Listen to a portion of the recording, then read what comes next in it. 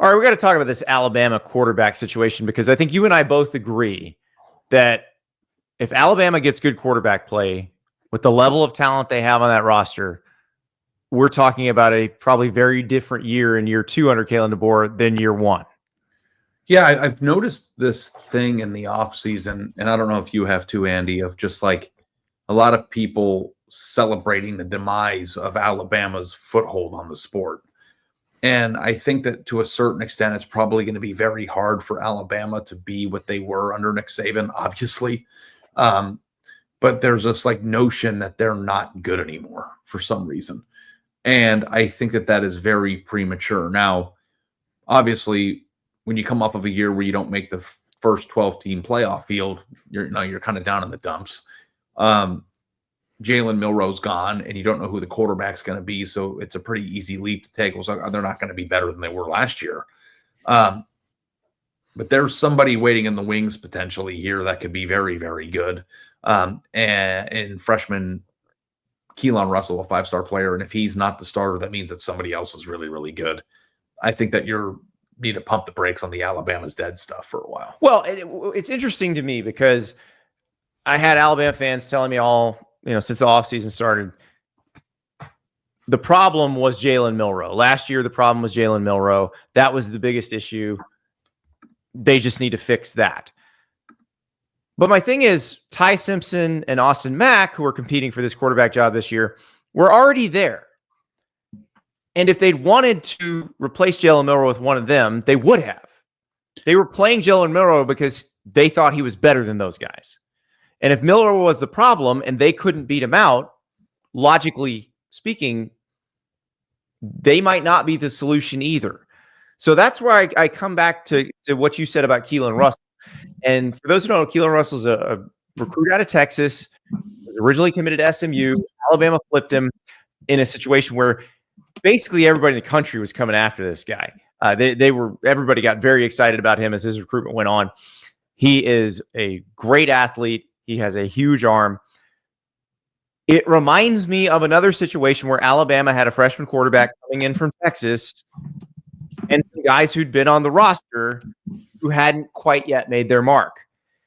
And so let's go back to 2016. All right, let's hit the time machine. So Alabama's coming off a national title that year, in 2015. Jake Coker's gone. They need a new quarterback. You got guys on the roster. You got Blake Barnett. You got Cooper Bateman. You got David Cornwell. They've all been on the roster. Cooper Bateman's got a chance to start in the Ole Miss game in 2015, but none of those guys had been able to beat out Jake Coker. Well, what happened that season? Blake Barnett gets the start against USC, but Jalen Hurts, the freshman, comes in the second quarter, and it's his job the rest of the way. I think there's a chance that's what happens this year. Yeah. You're talking about a player who is 6'4", 185 pounds as a high school senior. And he also played at Duncanville, which is a powerhouse in the Dallas area. And I think, if I'm not mistaken, he never lost a high school game. Now, part of that is because Duncanville's a super team, but part of that is because he's a very, dynamic player. So like this idea that a freshman can't come in and change the dynamics of things is kind of bizarre to me, especially because we've seen so many freshmen across the country at the quarterback position come in early and thrive, even at Alabama. So yeah. This to me is a very big oversight on a team that just signed a top 5 class in America and might have the next face of the program that's going to, revive Bama back to being, what it was. And then also too, did everybody just think that Kalen DeBoer sucks as a coach now? Is that how things work in this sport where, you go take Washington to the national title game, you don't make the playoff in your first year at Bama, and it's just you stink. And there's no way that you can drop some ball plays. And I know that we have, a secondary thing to talk about here, which is, what Ryan Grubb, the offensive coordinator that he was able to rehire, his Washington coordinator, went to the pros for a year, was back on the open market and has now been hired at Alabama, Ryan Grubb, to be the OC. What they were able to do with Michael Penix Jr. there, and kind of the similar, talent set a little bit with Keelon Russell as a long, wiry guy with a big arm. Not as wiry as he used to be, though. He's put on some weight since getting to Tuscaloosa, and Kalen DeBoer talked about that after the first spring practice. I saw him last summer, and saw him in person for one game last fall. So, he's in pads and all of that at that time too. So, he looks good right now. Strong and moves around. Just, he's a good all around athlete. But the weight program for him is certainly any new guy is going to be critical, and it's good to get that first phase under the belt.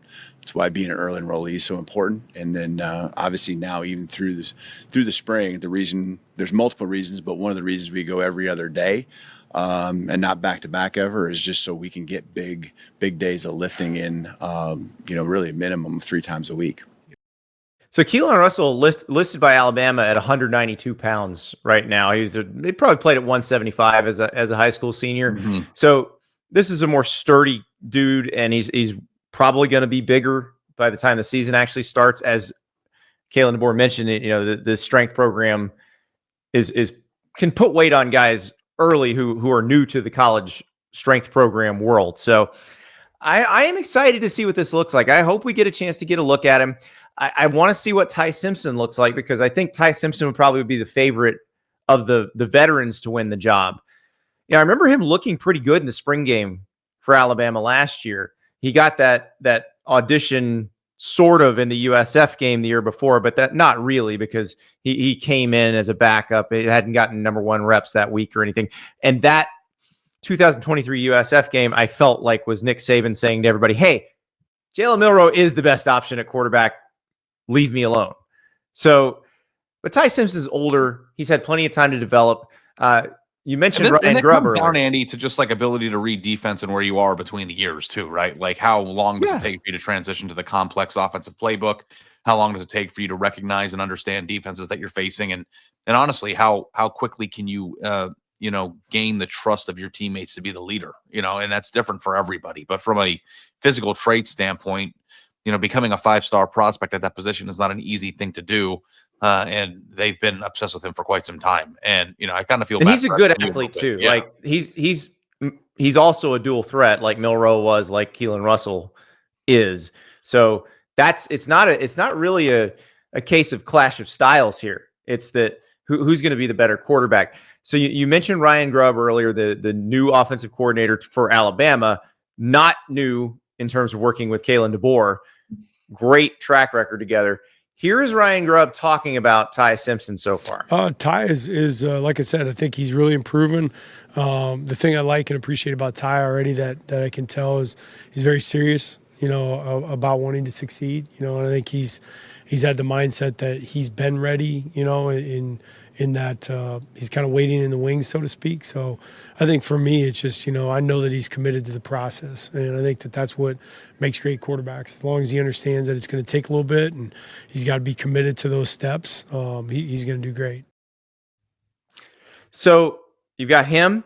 You've also got Austin Mack, who's a guy that Ryan Grubb and Kalen DeBoer recruited to Washington, who came along to Alabama. So clearly there was something that I liked about him in high school, and then they both had a year with him at Washington, and then he's been at Alabama with DeBoer for a year. So this is going to be a really interesting spring in Tuscaloosa, Ari, because who wins this job probably determines the fortunes of Alabama in the fall. Yeah, and Alabama's got pieces. I mean, they've always have pieces, right? And if you add in a dynamic truck of a quarterback, somebody who can bring that offense down the field based on his own skill set and ability, you're creating a very, very talented, tough team to beat. Look at both sides of the ball too. So, yes, I think that if there were Vegas gambling odds on this, probably Ty Simpson would be a slight favorite at the moment to win the job. But I feel like it's one of those that the closer you get to the season, you'll know if Keelon Russell's really a real option. We knew that with Hurts in 2016, as tightly controlled as Nick Saban kept everything, it was understood going into the beginning of the season that Hurts was going to get a chance, and if he shined, that they were potentially going to let him be the guy. You always can tell in the first few games too about how quickly that backup comes into the game. whether it be a big time matchup where you need a spark or whether it be just for reps. But like if a quarterback is very far behind, they usually don't play till the end of the fourth quarter. If they're starting to work him in the second quarter just to get some experience, that's usually a telltale sign that there's a potential switch there. So, it might not be one of these deals where he's starting immediately. But, if there's any football program that is familiar with quarterbacks being abruptly changed in the beginning of the year or in the middle of the year, it's Alabama. So the schedule sets up pretty interestingly for that because they play at Florida State to start. We don't know what Florida State's going to be. We have to assume they'll be better than they were last year. They can't be much worse than they were last year. I don't think they're going to be as good as they were in 2023, but let's just assume they're going to be somewhere in between last year and 2023. It's going to be a tough road environment.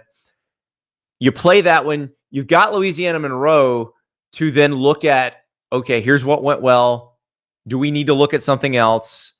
And then you play Wisconsin, Georgia, Vanderbilt, Missouri. So you kind of have to figure it out, maybe probably going into that Wisconsin game, figure out where you're going to be at. So they've got some runway here. As long as Florida State doesn't suddenly turn into 2023 Florida State and you're going to be in a dogfight, you've got a chance to get that worked out those first couple weeks, figure out who the right guy is. So you don't have to have a decision after spring. You don't even really have to have a decision after camp, but you need to have some idea. Yeah, we work at a recruiting service too.